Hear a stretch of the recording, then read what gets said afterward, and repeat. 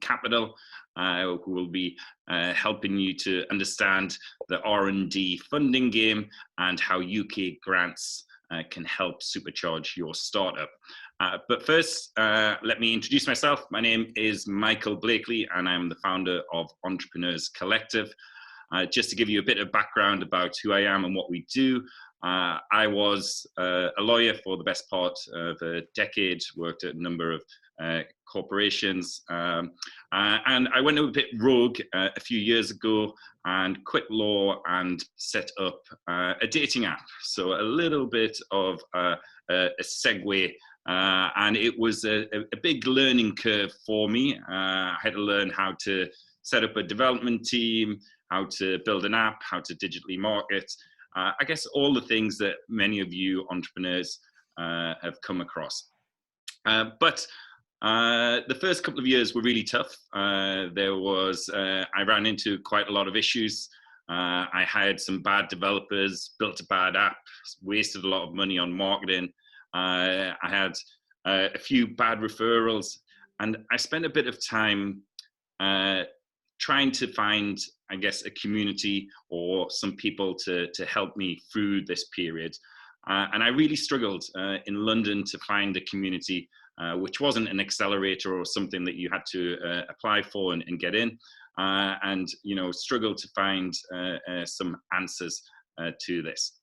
But being an entrepreneur, I did what any good entrepreneur will do, is I decided if there wasn't a community out there, I would set up my own. So this is how the Entrepreneurs Collective came about.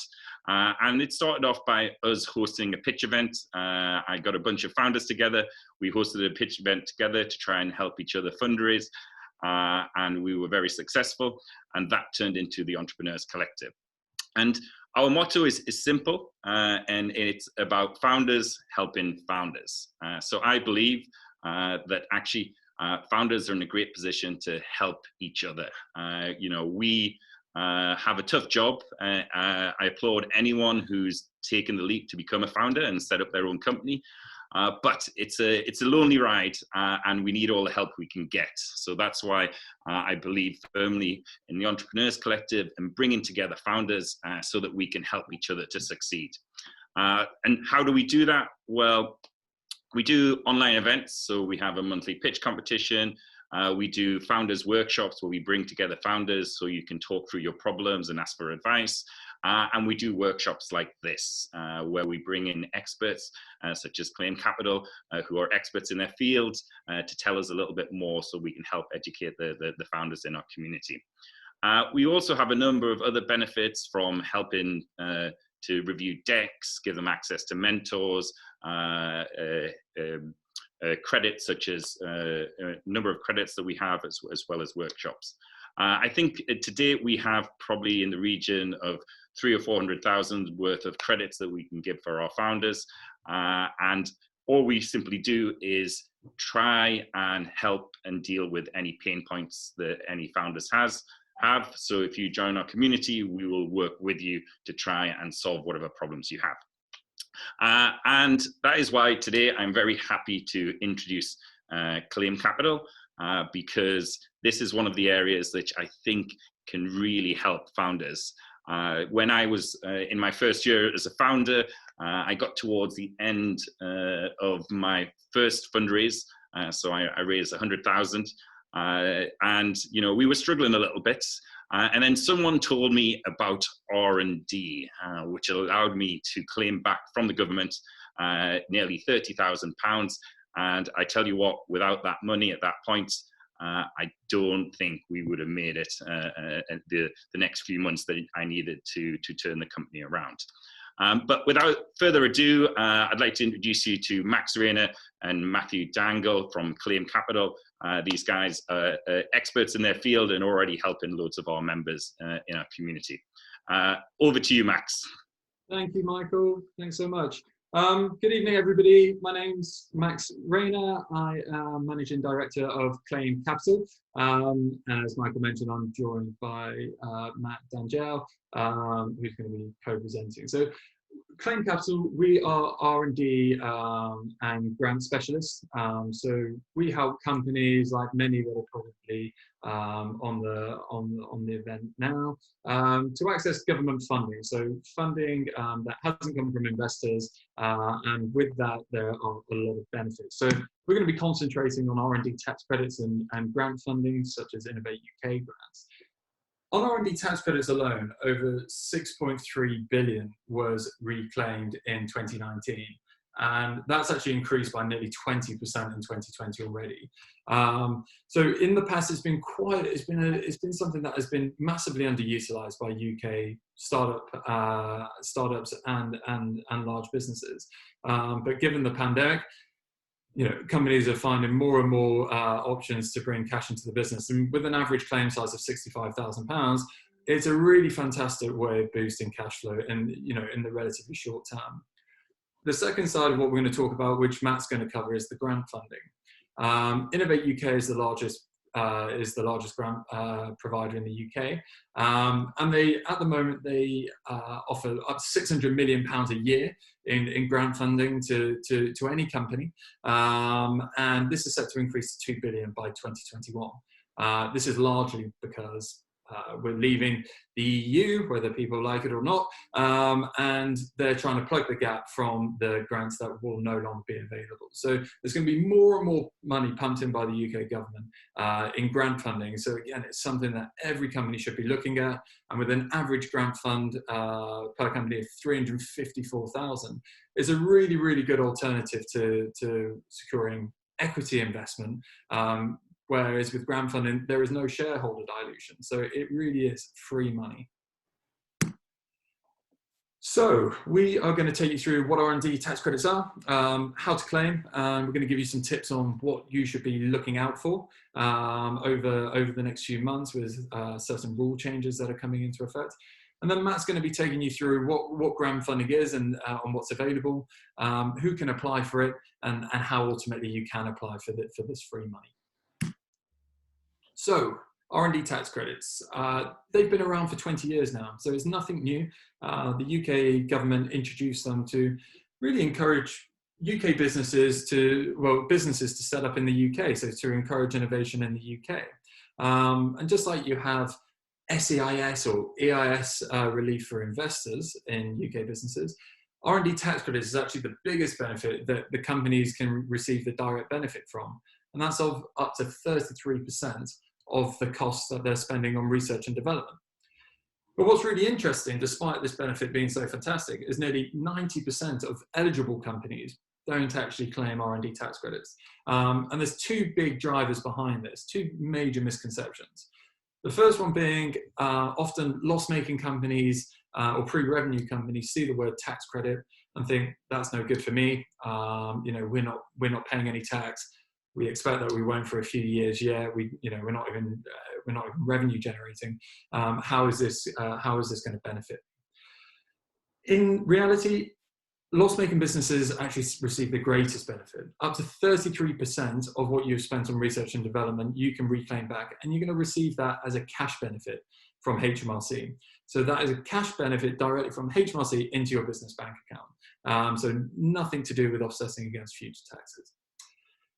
The second major misconception is around what actually qualifies as eligible R&D activity. A lot of companies think that you've got to be coming out of a science lab. They think Tesla, SpaceX.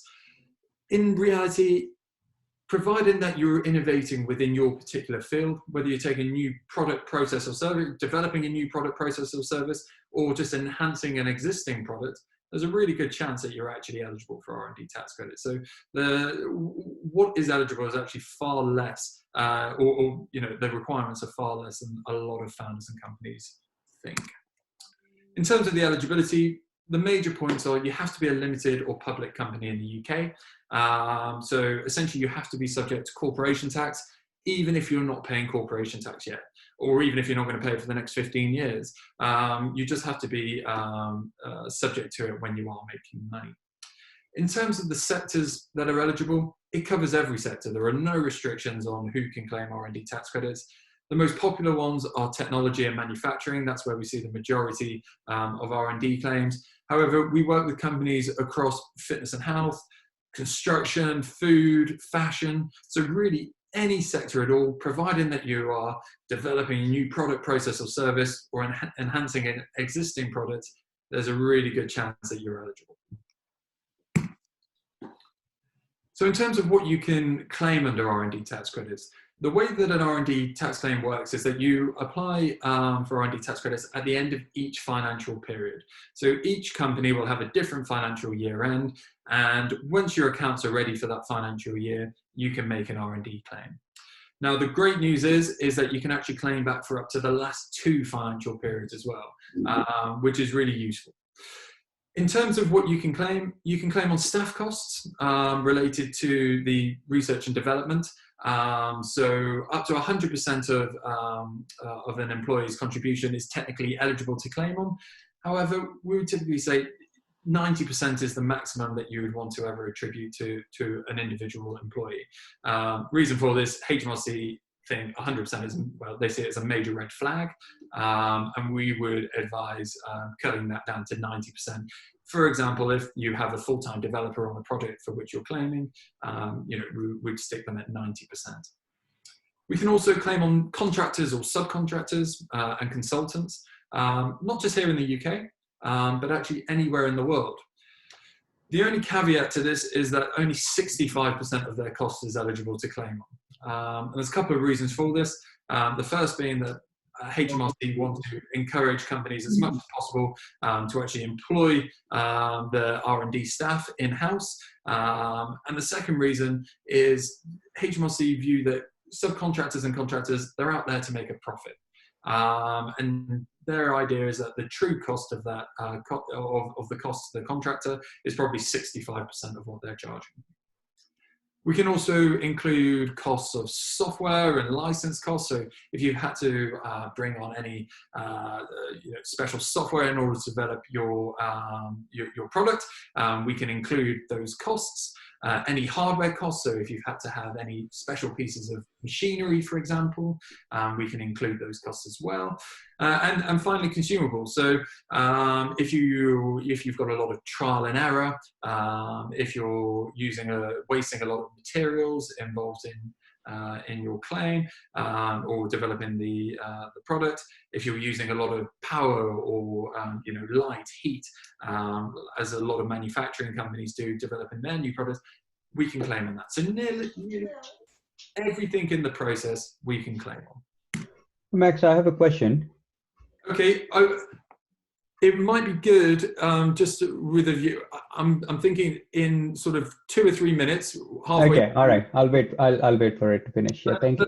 That would be fantastic. If you put it in the chat, then we'll jump on it in a couple of minutes, if that works. Okay, great. So we've got 2 schemes that are available to companies in the UK. We've got the SME scheme, which the majority of you on this call will probably fall under. So that's less than 500 employees, achieving a turnover of less than 100 million euros or 100 million, and less than 86 million of gross assets. So I imagine that is the majority of companies here. However, we do also have something called the RDEC scheme, which applies to companies that don't meet the metrics of the SME scheme, which we call large companies. However, the RDEC scheme is also applicable for companies that have received grants. Now, this again is a massive misconception for a lot of companies that have received grant funding. They often think that they can't apply for R&D tax credits. And this is a major misconception, because you absolutely can. It's just at a slightly lower rate, which we'll come on to in a second. But it's fantastic that you can essentially claim money on money that has been given to you for free already. So it's a really fantastic benefit. So in terms of what this means for your company, depending if you're in the SME scheme or the RDEC scheme, under the SME scheme, loss-making companies can claim up to 33% of their R&D expenditure. And again, you're receiving this as a cash benefit. So that's cash directly into your bank account, which you never have to pay back. So it's a really, really good benefit. As a profitable business, if you've already paid your corporation tax for the period for which we're claiming, you're going to be receiving a tax rebate. And if there is any left over, you're going to be offsetting against future corporation tax. Okay. In terms of the RDEC scheme, it's a fixed rate of 13%. So this is for large companies or companies that have received grants. Unfortunately, with the RDEC scheme, it's also subject to corporation tax. So after the 13%, after the corporation tax, it's closer to about 10.5%. The good news for grant-funded companies is that not all your research and development has to go under the RDEC scheme. Depending on what the grant stipulates, we may be able to make part of the claim under the SME scheme, where you're going to be receiving up to that 33%. So again, it's really something worth getting advice on. So in terms of the process, let's kick off with an eligibility call.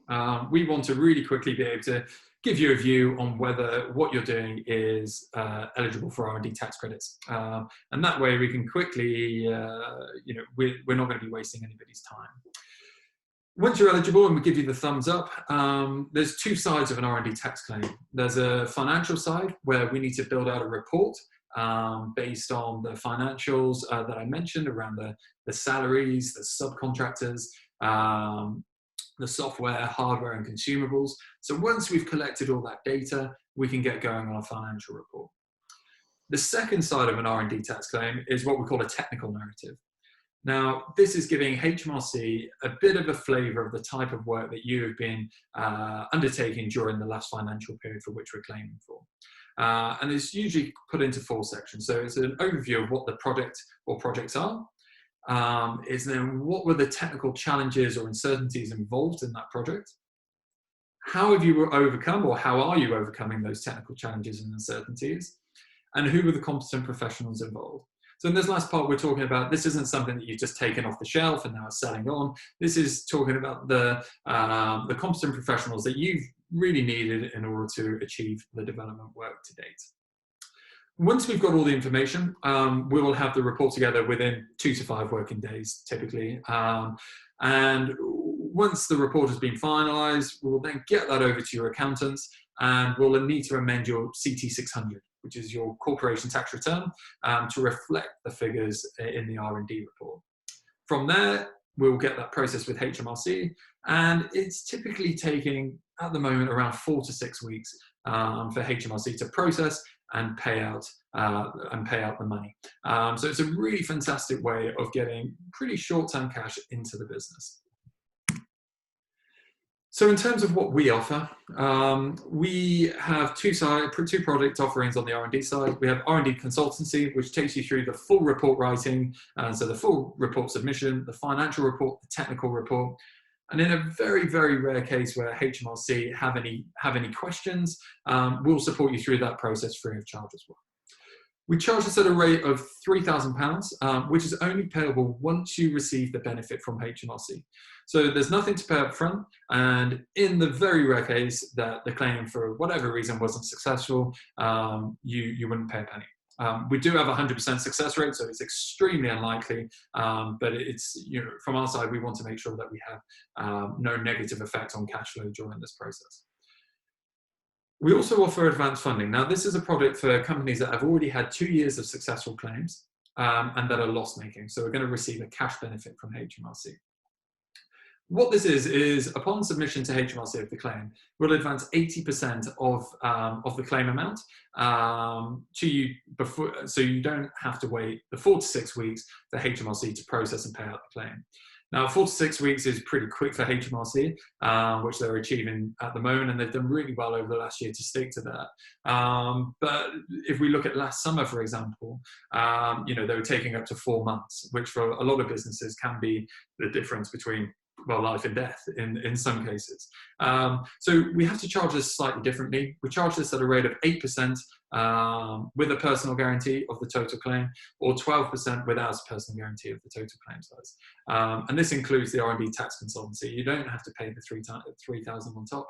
That is included in the claim. So finally, just some tips on R&D, which you should all have a think about if you're looking to claim. First one, nominal code. So if you haven't claimed R&D tax credits before, it's really great to get organized and have nominal codes assigned to your R&D work in your accounts. That way, when you get to the end of the financial period, you can easily see what is R&D and what isn't. And importantly, it means that you're not going to miss anything. So you're not going to miss any potential cost that you might do otherwise. So it's a really good practice to assign nominal codes in your accounting. Second, travel. Now, this is a really weird one. HMRC stipulate that for any travel related to the R&D, you need to pay for that first off your own personal card and have it reimbursed by HMRC. Have it reimbursed by the company in order for it to be eligible for R&D tax credits. So it's really important that you don't go spending it on the business card first, even if it's just 10 minutes after you reimburse your personal card. Just make sure you do it this way, otherwise it will not be eligible. It's a really weird rule, but it is the case. Number 3, we're looking at CBILS. So a lot of companies have been receiving government financing through CBILS over the last sort of 6 or 7 months. Now, this is a form of notified state aid, so it actually falls under the same rules as grant funding. Now, if any of that government financing touches your R&D projects, it will mean that the whole of that R&D project will fall under the RDEC scheme, which could be really, really costly to your business. So we really recommend that you segregate the funds and make sure that you can really demonstrate to HMRC that these are just being used for day-to-day running of your business and nothing to do with the R&D within the business. And the final tip, there's a big rule change coming up. HMRC have been threatening this for a number of years now, but essentially they're going to be restricting SMEs to £20,000 plus 3 times your total PAYE and national insurance contributions by the company. Now, this is a big change because there have never been any restrictions in the past, and what this means for a lot of early stage businesses that typically rely a lot on contractors, especially if you're developing software, for example. You may look for cheaper alternatives than the UK, such as Eastern Europe or India, for example. Now you've got to take into consideration that if you do not have enough salary within the business, you may be restricted to claiming £20,000, even if you have hundreds of thousands, if not millions, spent on subcontractors. So it's something to really bear in mind, and it might be worth starting to get a bit more sort of salary onto the payroll in order to ensure that you're still going to be able to claim the optimal amount. So that's it from my side on R&D. Why don't we run through quickly any questions? I think there may be a few. So what I'll do is I'll try and keep this fairly short for now, pick out a couple of questions, and then once we finish the overall presentation, we can go through them all as and when. So I think we had a question that somebody shouted out earlier. Do you want to ask that question now? Yeah, Max, thank you very much. So the question that I wanted to ask is, if my infrastructure is hosted on cloud, right, is it covered under R&D tax? Because you said software license and then hardware, where there was nothing for the cloud. Is it covered? Yeah, so things like the cloud, it isn't. Things like servers, it's a really grey area, and essentially, if you've got significant cost on servers, for example, where you have had to actually buy your own dedicated server, we can include some of the costs on that, and we would then look at essentially what percentage of the time has been spent on R&D on that server and what has been spent on sort of day-to-day business activities. So a few of these are quite a grey area, depending on how much you actually spend and whether you've actually bought a dedicated server. In terms of general cloud costs, it's not something that is currently eligible. It's something that the rules are actually changing on, and it's currently in consultation with HMRC, and hopefully later this year or early next year we're going to get a bit more light on that. All right, thank you. The second one I have is, I think you touched upon that aspect. So let's say if I'm outsourcing some work, to other countries, like maybe like, I'm getting my work done in India. So is this covered? Sorry, I missed that. So if I'm getting my work, done from India, Yes.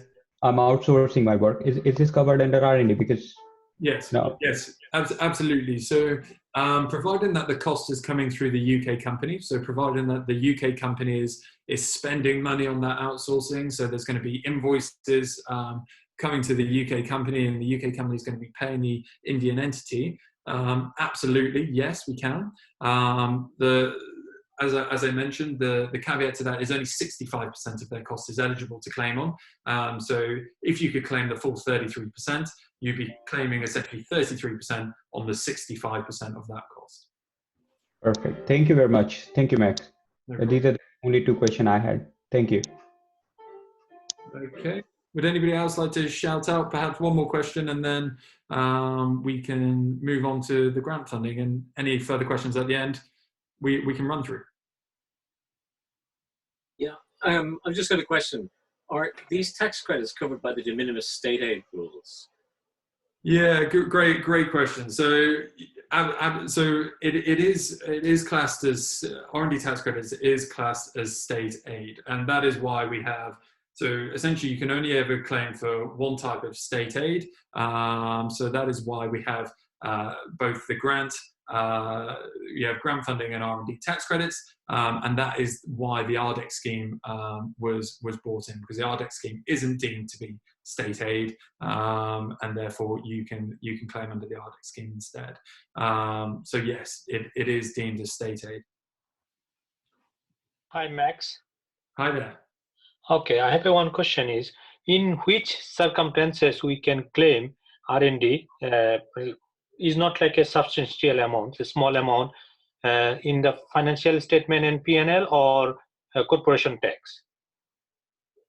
So you, in terms of where will it appear in? Yeah. So do I need to put both place, like in the accounts financial statement and as well as in the corporation tax return?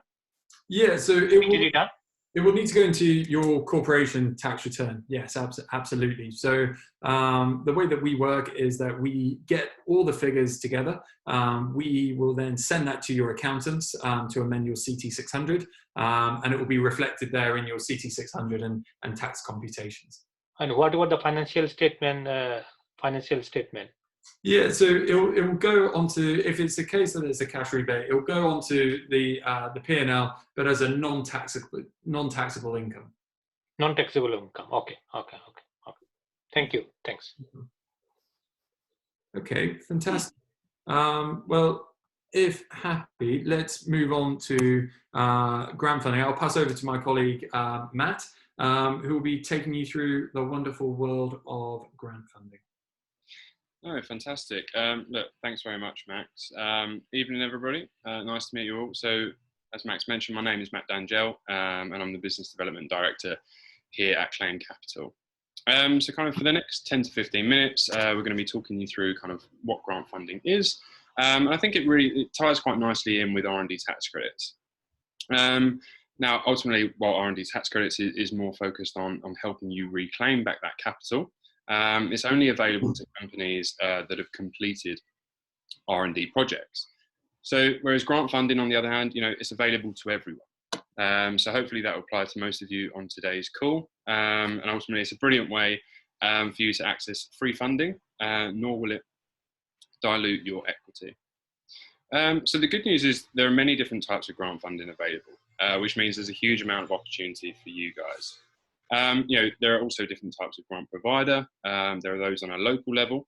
So local enterprise partnerships, for example, they provide grants which are focused on business growth and expansion, ultimately providing job creation. And then there are also grants for research and development projects, which are on a UK, EU, and also a worldwide level. And they're mainly looking to drive innovation, inspiring new products, processes, services, whatever it may be. Now, on a UK level, as I'm sure you're very much aware now, Innovate UK is by far the largest grant provider. On an EU level, they're administered by Horizon 2020. Now, I've included some others on here, such as Scottish Enterprise, Invest NI, and it's also worth mentioning corporate grants, for example. So with corporate grants, we're actually working on one at the minute with a medtech company on a Pfizer application, a Pfizer grant application. So, there's plenty of opportunity for you guys. It's just about finding the one which is right for yourself. If you go to the next slide, please, Max. Yeah, sorry. So how much funding can I apply for? Ultimately, it's kind of the question you guys all want to know. And ultimately, it comes down to the grant application itself and the current development stage that your business is at. So most grants, you can receive anything from £25,000 up to the early millions, 1, 2 million. But as I said, that will mostly depend on your current development stage as well as the project timeline. So, for example, with Innovate UK Smart Grant, it comes around every quarter. There's 25 million of grant funding that's available. You can apply for anything between £25,000 up to £500,000, but that's with a project timeline of between 6 to 18 months. Now, you can apply for more, up to 2 million in fact, but you need to demonstrate to Innovate UK that you have a partnership in place, either with another company or a university or a research organisation. And then you also need to demonstrate that that project timeline is considerably longer, so between 24 to 36 months. Now, the key thing to note with grant funding is that it's match funded. So the amount that you receive in match funding will heavily depend on the category upon which your company falls into. So if you fall under the feasibility study, you're a much earlier stage business, so therefore the amount of match funding required will be much more significant to get you to market. So you'll be in the higher tier where you will receive typically around 70% match funding. However, companies that come under experimental development, it's less so about the actual product development and more about testing it and taking it to market. So they will receive, they'll be in the lower tier, which is typically around 45% match funded. So Max, next slide, please. So who can apply? Now, ultimately, most businesses can apply for grants, which is great news for you guys. Now, the key thing to note is that it will heavily depend on what your idea or project is focused on. So, you'll need to make sure that you meet all of the eligibility criteria for that specific grant application. There'll be stipulations in terms of the themes and specific areas that each grant provider is trying to address. For example, with Innovate UK, there'll be specific themes such as autonomous vehicles, emerging technology, manufacturing, and so on. But I think, fundamentally, if you have an idea, come and have a conversation with us, and we can talk you through whether it's suitable for that particular application. And the other thing to consider is with any grant application, don't rush into it. Understand that you meet the level of criteria. What's the scope of competition? What level of development are you looking to undertake? What's your cash flow position? Do you need any other resources to help you with that development? And Claim Capital, we can help you identify all of these things from a very early stage. Next slide, please, Max. So how do I apply? Now, preparation and time is absolutely key. Kind of due to the competitive nature of grant funding, especially right now during the COVID pandemic, equity funding has proven quite difficult for some companies. So as you can imagine, more and more companies are looking at grants to keep their ideas and ultimately their companies alive. Now, ensuring you have time to collate that correct level of information is absolutely pivotal. Now, I'm sure a lot of people on today's call, I'm sure most of you will have looked at equity funding at some point. So there will be some correlation in terms of the type of information that's required. So, putting together a business plan, a financial forecast, a roadmap as to how you're going to execute the next stage of development using those funds. Now, with grant applications, very similar. So, you need to demonstrate to the grant provider why they should provide you with the grant funding. What will that money be used for? Where will the resource be required? Is it bringing on new staff, project managers, or qualified technicians, for example? How much allocation of cost will be assigned against consumables or raw materials when you're building out prototypes? These are all the aspects that you'll need to represent within that report. The good news is that we have the templates in place from previously successful applications, which of course you will then have full access to, and hopefully that provides you with some some guidelines and structure in terms of when you're collating that information initially. Now, once your application has been, the report has been written by ourselves and submitted to the grant provider, it will then be reviewed by the project manager. Now, your grant will then receive a score out of 100. Now, previously, in order to be successful for a grant, you would typically need to receive a score between 75 and 80. But kind of due to the past year, we've seen the increased competition, you'll now probably need to receive a score somewhere between in the early 80s, so 83, 85, to really kind of give you a chance, give yourself any chance of success. Next slide, thank you very much. So how long does it take? Now, when we're working with clients, we always kind of advise that you reach out to us at least a month prior to the application deadline. The reason we say that is, the amount of work that's required really will vary. So having at least 4 weeks prior to the deadline gives us, as well as yourself, enough time to get all the information in order. Of course, the more time we have, the better. However, ultimately it comes down to the amount of information that you guys have readily available. So what we've done is we've broken the grant application down, the process down into 3 stages.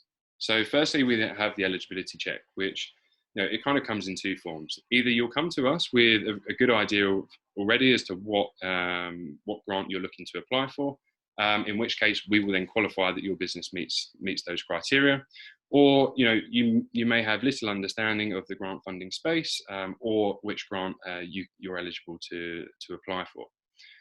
Our team will then take a look at what grants are currently available, whether you meet the criteria, and ultimately whether we have enough time to meet that deadline. Now, once we're confident you meet all the criteria and we're happy to apply for that particular grant, we'll begin working with you to collate the required documentation. Now, as you can see, the time really does vary between 1 to 3 weeks, and the reason being is because if your company has gone through an equity raise, for example, you're most likely going to have the fundamentals in place, such as a pitch deck, a business plan, and financial forecast. Now, often those can be used for most grant applications. And if you have got those in place already, then I'm sure you will appreciate as to how much time and effort it needs to go into them to make sure that they're in good shape. Now, ultimately, we can't write a business plan for you. We can't dictate where the vision of your business or product lies. But what we can do is we can provide direction in terms of what's required and which format is most attractive to grant providers. And then the last piece is the grant application report itself. So once we've received all the information required, Claim Capital, we will ultimately be at your beck and call for 3 days straight. Now, the reason we choose to work with you in this way is because we're working with multiple different clients on different grants, each with their own deadline. So to ensure we provide your grant application with the greatest chance of success, we'll book in 3 days with yourself, which is typically booked in just after the eligibility check, to ensure that it's completed prior to the deadline. Now, during this 3-day period, we'll write your report using the information provided and ensure that we fulfill all of the criteria of the grant application. Of course, each grant application is different, but most of the reports typically require you to answer several key questions, which will each have between 8 to 10 sub-questions, which will each have a word limit. So it's very important that we're precise in what we're providing to the grant provider. Of course, we'll be in touch with you guys, continually throughout those 3 days, and ensure that ultimately you always have the final say prior to submission. So yeah, if you could go ahead, thank you. So grant writing service. So kind of without repeating myself too much from the previous slide, we offer an incredibly competitive grant writing service, and I'm not just kind of saying that. Just as with the R&D tax credit model, we took a look at the market to see how we could be more competitive, as well as ensuring that there is as little upfront financial risk to the client as possible. Now, some of you on the call, maybe you've inquired into grant writing services before, then you'll very much be aware that often these companies will charge anywhere between £1,500 to £5,000 up front, and then 8 to 12% upon success. So what we've done is we've introduced a significantly less upfront fee, which is £750, which, while hopefully is affordable to most of the people on the call today, it still ensures that there's a commitment from your side towards the grant application. Now, kind of our ethos at Claim Capital is that that our clients' future growth is at the heart of everything we do. So, kind of with that in mind, we've kept a simple and transparent success-based model, such that for grant applications which are successful and under 100,000, we will receive £5,000 upon success. And those that are equal to or greater than 100,000, we will receive £10,000 upon success, which hopefully most of you will agree is incredibly competitive across this space. Now, across the market, sorry, just going back, Max. So now across the market, the success rate is between 60 to 80%. Now, given the number of applications we've seen in 2020, that number is definitely moving towards 60% due to the kind of increased competition. But hopefully that kind of highlights to you guys the importance of having a grant writing service to further increase your chances of success. And then the last page, Max, if you could just move on. So yeah, and just kind of finishing off with some grant funding tips. Now, kind of my first one is documentation. So get the fundamentals in place. It probably seems quite trivial, but have a solid business plan. What's your idea and vision? How are you going to achieve or complete that project? What allocation of funds do you need to take that to market?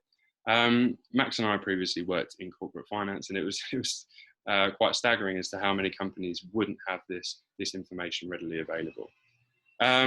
Second, preparation. I guess that kind of slightly overlaps with documentation, but the key point I want you to kind of take away is give yourself time. We want to ensure that your grant has every chance of success as much as you do. So we certainly have the resources to get your application over the line, but each grant is independent of one another. So the type of information that we need is different, and ultimately you will then need time to decipher that and then structure your application appropriately. And then lastly, diversification. Again, it may sound slightly obvious, but companies that receive grant funding will often find it much easier to find equity funding. The reason being is because you've already had validation from a grant provider. For example, a company with an Innovate UK grant on its CV, that's incredibly powerful, and it will carry you a very long way when you're seeking further investment. But yeah, look, that's kind of everything for me on the grant funding side. Similarly, again, please feel free to shout any questions you may have. I'm more than happy to answer them. But thanks very much for your time, guys. Or drop them in the chat, however you guys prefer. Yeah. Okay, great stuff. Thank you, Matthew. And whilst I'll let you have a little look through the questions and see if you guys want to pick up any of those. But just a few words from myself to thank you both of you for that presentation. Really, this R&D funding and the grants, can be a real lifeline for the companies. It can make a huge difference. Having worked with some startups that worked with you guys, I've been out in the market. I've looked around. If you go to the likes of F6S or some of these other guys, they're going to charge you, 15% for your R&D funding. These guys do it, not only do it well, but at a fraction of that cost.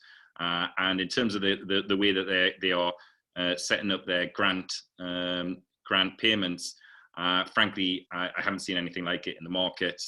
It's to have such a low upfront cost. The cheap I've seen it is around 1,500, but mostly 2.5 grand from all the main providers.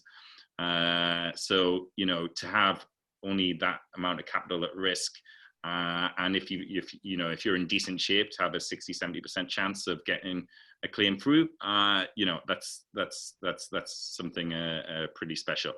So I'll say thank you from us, and over to you guys if you've got any questions you want to cover or any last words. Yeah, fantastic. Thank you very much, Michael. Very kind words. So Max, just one. We'll go on the R&D tax claim side of things. What if the R&D claim? Oh, sorry. Before I say things, if the guys want to get in touch with you guys, yeah, to get your support, what's the best way for them to contact? Do you have some contact details here for? Yeah, let me put that in the chat. We will by the way, we'll email all of you afterwards with the deck. I know you guys are always happy to have a short consultation with the guys and have a quick chat and see if you can help them. So if any of you guys have questions that don't get answered, when I will email around, I'll include their contact details. Reach out to Max and Matthew and have a chat with those guys, and they will soon be able to tell you how they can help and give you some tips on how to get started. Absolutely. Thank you for that, Michael, as well. And yeah, absolutely. We encourage every company, regardless of size, whether this is something that you're not even thinking about for another year, let's have a chat. We're very happy to do so. And even if it's a long way off on the R&D side, it might be a case that we can help you structure things in a way where you can actually maximize the benefit of the R&D claim or grant. So do feel free to get in touch. I put our sort of general details, and either Matt or I will pick that up. So it's info@claimcapital.co.uk. Hi Matthew, can I ask a quick question if that's okay? Sure. Yeah, great presentation. Thank you so much for enlightening with us the kind of schemes available. Just a quick question, like, this Innovate UK, it's quite competitive. I mean, what are the chances if we basically, submit the application alongside with you with one of the areas which are, working with the technology like blockchain or artificial intelligence and serving to some of the pain areas? So I just want to get your perspective, because every time there are a lot of new things come out, but what are the chances for someone to really go with you and submit the application? I mean, obviously there are quite a comprehensive one based on your experience here. Yeah, fantastic. So I think, as with all kind of grant applications, the first kind of key step is ensuring that your company meets the eligibility criteria. Ultimately, we work on a success fee basis. So if we are not confident that your company or the project that we're working on would be successful in that particular grant application, we're not going to advise you to then go ahead with it and kind of work with us. I think the key thing with everything is, when you are making a grant application, it's ensuring that the amount that you're looking to successfully achieve as a grant will match what your business plan and your financial forecast outlays, ensuring that you're not asking for too much capital, because the grant provider will, once you are successful, they will work with you on a quarterly basis to ensure that you are meeting milestones and that your costs are kind of on track. So I think from our perspective, we will always be very upfront with yourselves as to whether we think you are eligible, because ultimately, from a business perspective, it doesn't make sense nor from your side of things, we don't want you to be allocating resource or cost into something where we don't believe you have chance of success. Great. And Matt, just to add to that, you mentioned about areas that might be interesting for the grant providers. You mentioned like AI, for example. AI is definitely the flavor of the month in terms of what the grant providers want to see on particular areas. So the grants are very forward thinking, and they are very much for trying to promote innovation. So new technologies, absolutely shouldn't be afraid of submitting a grant, just because it's a fairly new and not very well understood area. If anything, it's actually of a lot of interest to the grant providers. Oh, thanks for answering. A very quick one on CIBIL and the future funding. Do you guys help, because this is also a great scheme till end of Jan. If we qualify, basically, do you undertake this kind of assignment also with you and claims capital? Sorry, was that for CBILS, did you say? Yeah, CIBIL and future funding. These are the two great, available alternatives for the entrepreneurs. So, do you also assess the KPIs and do you undertake these kind of things also? I could see in one of the slides somewhere. Yeah. Yeah, so CBILS has an effect on R&D claims. Unfortunately, it's not something that we can offer help or advice on. However, I do know of I know a number of providers of CBILS. So if you would like an introduction there, I'd be happy to make an introduction for you if that's of benefit. Thanks. Sorry, guys, just a quick one on R&D, on small R&D claims. I put a question in the chat there. So what about if the claim is for around 3,000 or thereabouts? Would your fee be affected by that? Yeah, so we always have a long-term view with clients, because we know that even if you're spending a relatively small amount today, you may be spending more in the future, and we definitely want to build that relationship over time. So if the claim is particularly small, we can potentially move it a little bit from the £3,000, but we can't move a lot. We're already by far the most sort of cost effective in the market, and therefore we very much, where our business receives value is by working with clients over a number of years, and that's ultimately built through trust of working together. So we're always open to discussing every single claim, and we'll do our very, very best to make it worthwhile for the company. Ultimately, we don't want to take on a claim where we receive all the benefit, because that's not what the scheme's there for. The scheme is there for companies to get money to continue their innovation, and we'll do everything in our power to make sure the majority of the benefit is going to the company, but ultimately there is a lot of cost on our side, so there's only so much we can do. Of course, understood. And then just one quick one. In your experience, do you think a report is advisable to attach, to get for HMRC? Do you think that does help the success of the claim? Oh, absolutely. I wouldn't advise. I know a few companies that just fill out the CT600 form, and the chances in terms of HMRC, they're looking for companies to inquire into, and if you don't give them any information on what actually you've been doing over the period, you're going to be a target.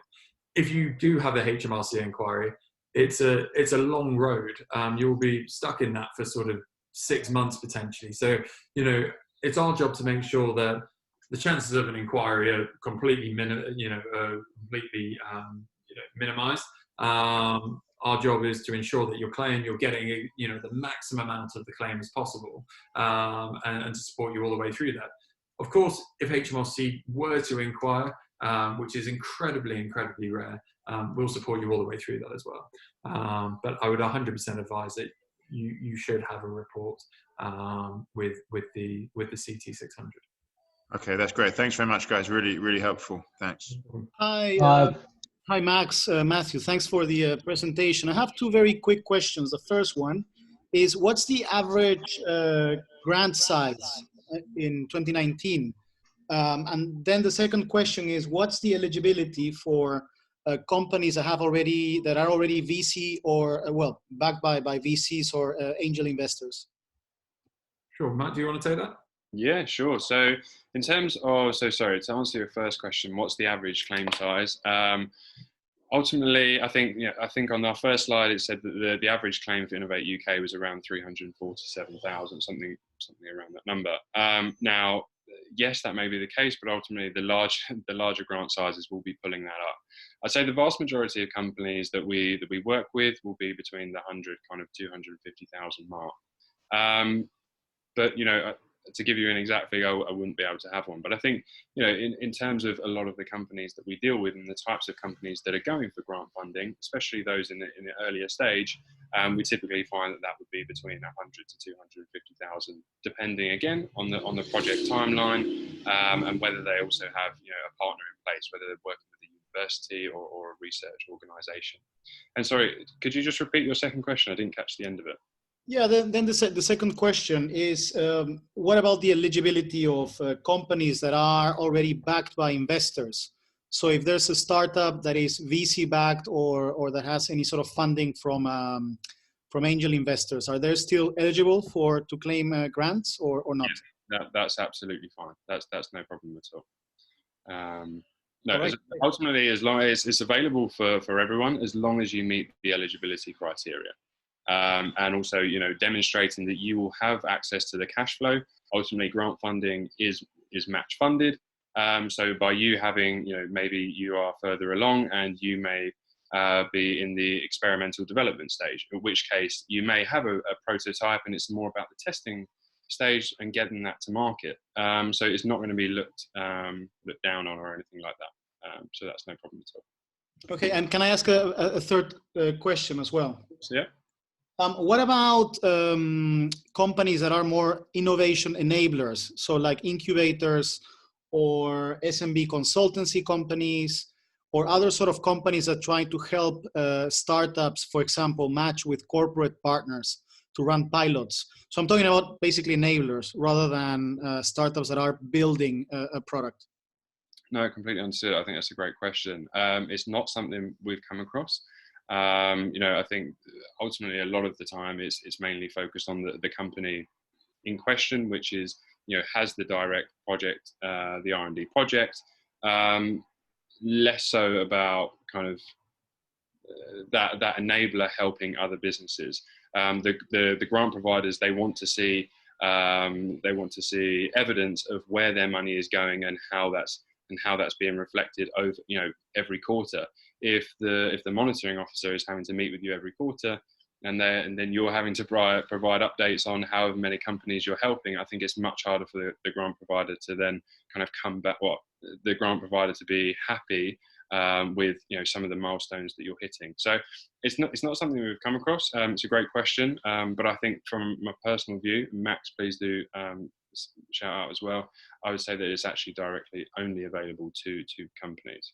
Yeah, I think, yeah, great question. I think what you would actually want to look at is grants on a more local level. So Innovate UK, they focus very much on the actual development and innovation side of things. However, if you have an incubator which is focused on a certain region, and you're clearly demonstrating that you're adding value to that region, I think you'd have a really, really interesting case with more local grant providers, which may be able to pay part of salaries, for example, for the business. So absolutely something that you can explore. It's not one that I believe Innovate UK would look at, but some of the more local ones may. Great, thank you guys. Oh, I have a last question probably from my side. No, it might be a funny question as well. So let's say if I grant for a project, okay, and then I spend half of the money on R&D. So can I still claim the R&D tax?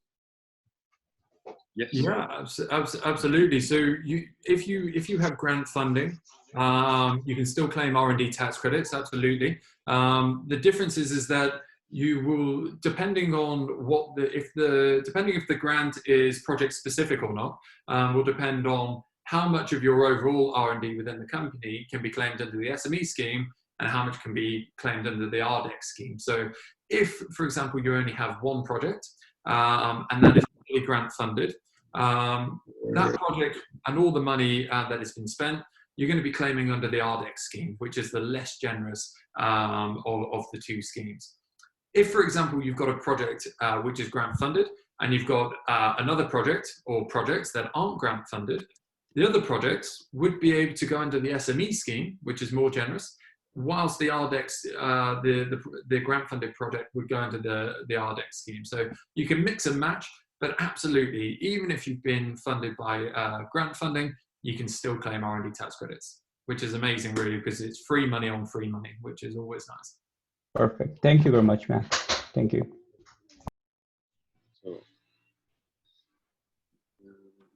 Any other questions? Okay, great stuff. So yeah, great work, guys, and thanks to everyone who joined us. As I said, we'll be following up with you guys by email with the deck and then some contact details. So if you have any more questions, please do reach out to the guys, and I hope you found this useful. From my own side, obviously from the Entrepreneurs Collective, I know some of you here are already members. We're the fastest growing community, startup community in the UK, and we'd love to help more startups. So if you would like to learn more about that, please do respond on our emails, and we can see what we can do to try and help you grow your company. But that's enough from me. Have a great evening, everyone, and thanks again to Max and Matthew. Thank